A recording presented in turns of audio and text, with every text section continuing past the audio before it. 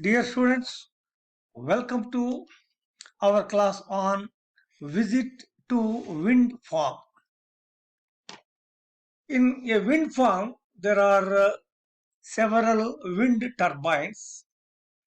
A wind turbine transforms the mechanical energy of wind into electrical energy. What you are seeing is a wind farm. It is a wind farm located at 2,300 meters above the mean sea level at around 41.5 degrees latitude. Okay. Now, a wind turbine transforms the mechanical energy of wind into electrical energy. As I said in the basic courses, wind is air in its horizontal motion. Wind has energy. Now, a turbine takes the kinetic energy of moving fluid, in this case air. Once again, I repeat, a turbine takes the kinetic energy of moving fluid, that is air in this case, and converts it into a rotary motion first. As wind moves past the blades of the wind turbine, it moves or rotates the blades. These blades turn a generator. So this is the basic of a wind turbine. Of course, what is the science behind the wind turbine? You are seeing a wind farm now. The science behind wind turbines. Turbines catch the wind's energy with their propeller-like blades. When the wind blows, a pocket of low pressure air forms on the side of the blade. The low pressure air on one side of the blade, this particular low pressure air pocket then pulls the blade towards it, causing the rotor to run. Wind turbine, how it works? It is very interesting.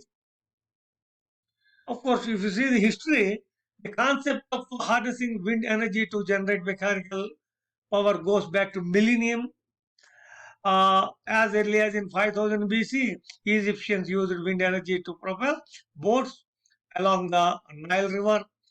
American colonists relied on windbreaks to grind grain, pump water, and cut wood at sawmills. Today's wind turbines are the windmills modern equipment. Now, it's a modern equivalent in other words, converting kinetic energy in wind into clean, renewable electricity. Clean, renewable electricity. This is the thing. What is meant by renewable? It is from the natural resource which can be uh, replaced or replenished. That's why we call it as a renewable electricity from wind turbines. As I said, the most important topic of our today's visit to wind farm is how does a wind turbine work? How does a wind turbine work? You see, here is the plain area which has got a lot of wind. It is already 2000, approximately 2300 meters above the mean sea level. This is the farm. Now, how does the wind turbine works? This is very interesting. Majority of wind turbines consist of three blades. As you are seeing, majority of the in any farm, when you go to a wind farm, the turbines have three blades. Okay, of course, mounted on a tower. Okay, made from a tubular steel. The trunk we call it as the tubular steel. Now there are three blades over it, approximately 100 feet or more above the ground. In general, we start from there. Okay, here it is 2,300 meters, not feet also. So the tower allows the turbine to take advantage of faster wind speeds found at higher altitudes. Here, as I said, the altitude is 2,300 to 2,400 meters above the mean sea level. So the turbines catch the wind's energy with their propeller-like blades. When wind blows, a pocket, as I said, when wind blows, a pocket of low pressure air is formed on one side of the blade. The low pressure air pocket then pulls the blade towards it, causing the rotor to turn. This is called as lift, L-I-F-T, lift. The force of the lift is much stronger than wind's force against the front side of the blade, which is called drag. D-R-A-G, drag. Now, a combination of lift and drag, L-I-F-T, lift, and D-R-A-G, a combination of these two, okay, causes the rotor to spin like a propeller. A series of gears increase the rotation of the rotor from about 18 revolutions, just 18 revolutions a minute to roughly 1800 revolutions per minute. Imagine 18 revolutions per minute to 1800. What is it? A series of gears increase the rotation of the rotor from 18 to 1800 okay, revolutions per minute. A speed that allows the generator of the turbine to produce, of course, AC electricity. First, mechanical energy to DC. From there, this rotor converts it into AC, alternating current electricity. Another key component is the controller of the turbine that keeps the rotor speeds from exceeding the 55 miles per hour. Whenever 55 miles per hour wind speed is increasing, there is an anemometer attached to each turbine. Okay, so that anemometer transmits the data to this particular revolutions causing a rotor, so that when the 55 miles per hour is there, so there the system naturally controls the revolutions, and then that's why an anemometer continuously measures the wind speed and transmits the data to the controller. A brake stops the rotor mechanically. Of course, some systems, what I found was it is mechanically. In some cases, it was electrically, and in some cases, okay, hydraulically also. The brake stops the rotor. Okay, this is what I would like to share with you as far as the basic science is concerned.